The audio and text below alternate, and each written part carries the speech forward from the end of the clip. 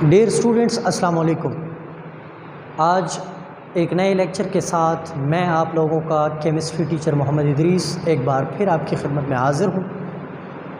आज हम ग्रुप 7 की बात कर रहे थे। कल हमने स्टार्ट किया था प्रीवियस लेक्चर में, तो ग्रुप 7 की फ़िज़िकल प्रॉपर्टीज़ पढ़ रहे थे, जिसमें एक प्रॉपर्टी रह गई थी और वो है हमारे पास बॉन्ड एनर्जी, जिसको बॉन्ड एंथैल्पी भी कहा जाता है। समझ आ गई है इस बात की बेटे? तो देखिए, बॉन्ड एंथैल्पी के मुतालिक बात कर लेते हैं, या बॉन्ड एनर्जी कौन सी एनर्जी है बेटे, पहले इसको आप समझ लें। लेट सपोज़ आपके पास 1 मोल कोवेलेंट बॉन्ड्स हैं। कितने बेटे? 1 मोल। और आप चाहते हैं इन कोवेलेंट बॉन्ड्स को तोड़ दिया जाए, तो ये कैसे टूटेंगे? कैसे टूटेंगे बेटे? जब आप बाहर से हीट देंगे, एनर्जी देंगे, उन एनर्जी उस हीट की बेस पे ये बॉन्ड्स जो थे आपके पास ये टूट जाएंगे। तो ये हीट जिसने 1 मोल कोवेलेंट बॉन्ड को तोड़ने में मदद दी, तोड़ा, उस हीट को, उस एनर्जी को बॉन्ड एनर्जी या बॉन्ड एंथैल्पी कहा जाता है। समझ आ गई है इस बात की? यानी वो हीट जो हमें किस चीज़ के लिए रिक्वायर होती है? हमें रिक्वायर होती है 1 मोल कोवेलेंट बॉन्ड्स को तोड़ने के लिए। समझ आ गई है? क्लियर है? गुड। आगे आ जाए। मिसाल के तौर पे हमारे पास ये देखें, ए 2 एटम्स हैं जो कि कोवेलेंटली बॉन्डेड हैं और हमारे पास 1 मोल मौजूद है। इनकी मिकदार हमारे पास, तो देखें यहाँ बॉन्ड्स कितने होंगे? इसमें 1 मोल कोवेलेंट बॉन्ड होंगे। आप चाहते हैं कि ये जो एटम्स बॉन्डेड हैं इनको सेपरेट कर दिया जाए, इन्हें दोबारा एटॉमिक फॉर्म में अलग कर दिया जाए, इंडिविजुअल एटम्स इनके बना दिए जाएं। तो क्या करना होगा आपको? इसके लिए आपको ये करना होगा कि कुछ हीट देनी होगी, एनर्जी देनी होगी, ताकि ये बॉन्ड ब्रेक हो जाए।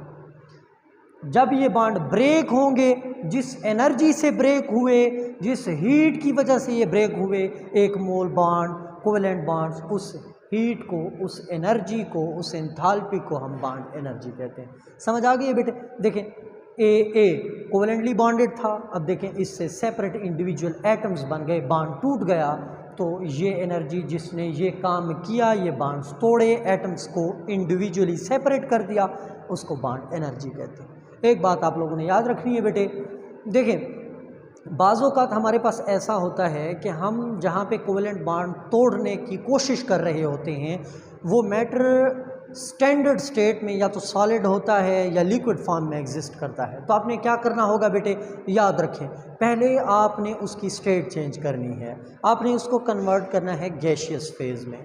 स्टार्ट बॉन्ड एंथैल्पी का कहाँ से लेना है? आपका वो जो मैटर है वो गैशियस फेज़ में होना चाहिए। जब वो गैशियस फेज़ में होगा, उसके 1 मोल कोवेलेंट बॉन्ड तोड़ोगे, तब वो एनर्जी बॉन्ड एंथैल्पी कहलाएगी। अगर वो सॉलिड में है या लिक्विड में है और आप उसको तोड़ने के लिए बॉन्ड्स को जो एनर्जी दे रहे हैं, वो आपके पास बॉन्ड एंथैल्पी नहीं कहलाएगी। क्यों? क्योंकि वो एनर्जी फिर बेटे उनके इंटरमॉलिक्यूलर अट्रैक्टिव फोर्सेस में खर्च होती हैं। जब आप गैसेस लेते हैं और गैसेस में आपके पास क्या होता है, इंटरमॉलिक्यूलर अट्रैक्टिव फोर्सेस बहुत ही ज़्यादा कम होती हैं, तो जो भी आप एनर्जी देते हैं वो टोटली कंज्यूम बॉन्ड तोड़ने में होती है, इसलिए उसे प्योर बॉन्ड एनर्जी या बॉन्ड एंथैल्पी कहा जाता है। समझ आ गई इस बात की? एग्जाम्प्लीफाई करते हैं स्पेसिफिक, ये थी जनरल, स्पेसिफिक पे आ जाएं।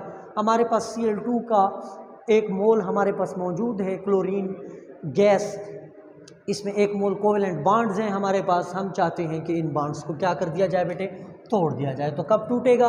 जब आप इसके लिए कुछ एनर्जी दोगे, तो वो एनर्जी जो इन क्लोरीन मॉलिक्यूल्स के अंदर मौजूद 1 मोल कोवेलेंट बॉन्ड को तोड़ने में खर्च होगी या इन एटम्स को जुदा करने में खर्च होगी, उसको बॉन्ड एंथैल्पी कहा जाएगा। और क्लोरीन के लिए बॉन्ड एंथैल्पी वैल्यू कितनी है बेटे? 242 किलो जॉल पर मोल। इसी तरह ब्रोमीन की बात करें तो ब्रोमीन हमारे पास क्या है बेटे? ब्रोमीन स्टैंडर्ड स्टेट में ब्राउनिश लिक्विड फॉर्म में एग्जिस्ट करता है, लिक्विड, वोलाटाइल लिक्विड। तो हमने क्या करना है, मैंने क्या बताया था, पहले आप इसकी फेस चेंज करो, गैशियस में लेके आओ। अब इस ब्रोमीन जो कि गैशियस स्टेट में है, इसके तमाम 1 मोल कोवेलेंट बॉन्ड को तोड़ने के लिए जो खर्च होगी एनर्जी, उसको बॉन्ड एनर्जी कहा जाएगा। और ब्रोमीन के लिए कितनी है? 192 किलो जॉल पर मोल। अब आ जाएं हम बॉन्ड एंथैल्पी की बात करते हैं, हेलोजेंस की। ये भी 2 हेलोजेंस की एग्जांपल्स थी। अब आपको एक बात बताता चलूँ बेटे, बॉन्ड एंथैल्पी का ताल्लुक, बॉन्ड एनर्जी का ताल्लुक बॉन्ड स्ट्रेंथ से होता है। जितना कोई बॉन्ड ज़्यादा मज़बूत होगा उसको तोड़ने में आपको उतनी ही ज़्यादा मेहनत करनी होगी, उतनी ही ज़्यादा एनर्जी देनी होगी। और बॉन्ड स्ट्रेंथ या बॉन्ड की ताकत किस चीज़ पे डिपेंड करती है बेटे? ये डिपेंड करती है बॉन्ड लेंथ पे। अगर किसी मॉलिक्यूल के अंदर मौजूद एटम्स के बीच में बॉन्ड की लंबाई ज़्यादा है तो जितनी लेंथ ज़्यादा होगी बॉन्ड वीक होगा और बॉन्ड कमज़ोर पे आपको थोड़ी एनर्जी खर्च करनी पड़ेगी। समझ आ गई इस बात की? अब हम बात कर रहे हैं हैलोजेंस की। F2 फिर Cl2 फिर Br2 फिर I2। मुझे बताएं टॉप से बॉटम आते हुए क्या होता है? एटॉमिक साइज़ बढ़ता है F एटम का। अब F2 में दोनों एटम्स का साइज़ बढ़ रहा है। जितना साइज़ बड़ा होता जाएगा, मॉलिक्यूलर साइज़ बढ़ रहा है, मॉलिक्यूल का साइज़ बढ़ने से क्या असर पड़ रहा है बेटे? देखें बॉन्ड लेंथ दोनों एटम्स के न्यूक्लियाई के बीच में क्या होता जा रहा है बेटे? बढ़ता जा रहा है। और बॉन्ड लेंथ से बॉन्ड स्ट्रेंथ पे क्या फ़र्क पड़ता है बेटे?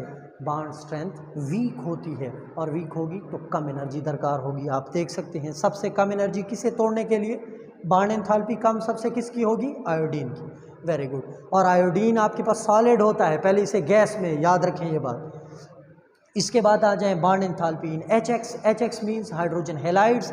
X को रिप्लेस कर दें F से तो ये HF हो जाएगा, Cl से तो HCl, Br से तो HBr।